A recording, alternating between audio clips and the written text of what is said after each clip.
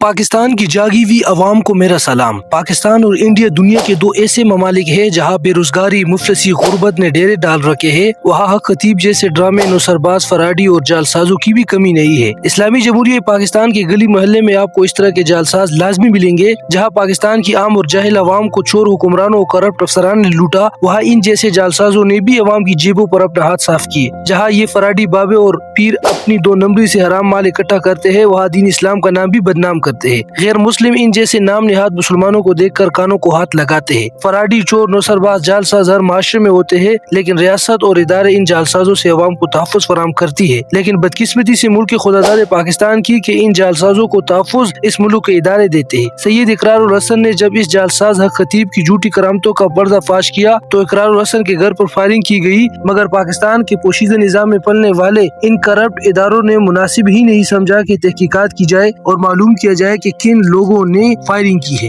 حق خطیب جیسے جعلساز ویسے ہی نہیں اس ملک میں سینہ تان کے چلتے ہیں۔ ان کو معلوم ہے کہ یہاں کے کرپٹ دو نمبر سیاستدان اور افسران ان کو تحفظ دیں گے۔ ڈپٹی کمشنر راولپنڈی نے اقرار الحسن پر پابندی عائد کی ہے کہ وہ ضلع کلر سیدہ میں داخل نہیں ہو سکتا۔ یہاں سے آپ اس جعلساز کی طاقت کا اندازہ لگا سکتے ہیں۔ اس جعلساز کی طاقت کا اندازہ آپ یہاں سے بھی لگا سکتے ہیں کہ دنیا کی سب سے بڑی خفیہ ایجنسی ISI کا سربراہ جنرل فیض حمید جب حاضر سروس تھے تو اس جعلساز سے ملاقات کی۔ سابق DG ISI جنرل ظہیر الاسلام، شاہ محمود قریشی، راجہ پرویز اصغر جیسے نامور سیاستدان بھی اس جعلساز سے ملتے رہے ہیں، لیکن کبھی انہوں نے یہ نہیں سوچا کہ کیا ہمارا دین اس چیز کی اجازت دیتا ہے جو یہ جعلساز کرتا ہے۔ اس جعلساز کا بزنس ماڈل کیا ہے اور یہ کس طرح لوگوں کو لوٹتا ہے۔ سیاستدانوں کو معلوم ہے کہ ہم اور اس جیسے جعلساز مل کر پاکستان کی عام عوام کو لوٹتے ہیں۔ عمران خان کا پاکستانی قوم پر یہ احسان ہے کہ اس نے پاکستان کی عام اور جاہل عوام کو سیاسی شعور دیا۔ اسی طرح اقرار الحسن کا پاکستانی قوم پر یہ احسان ہے کہ اس نے حق خطیب جیسے طاقتور مافیا کو ایکسپوز کیا۔ ناصر مدنی صاحب نے جب شف والی سرکار کے اوپر بات کی تو حق خطیب کے گنڈوں نے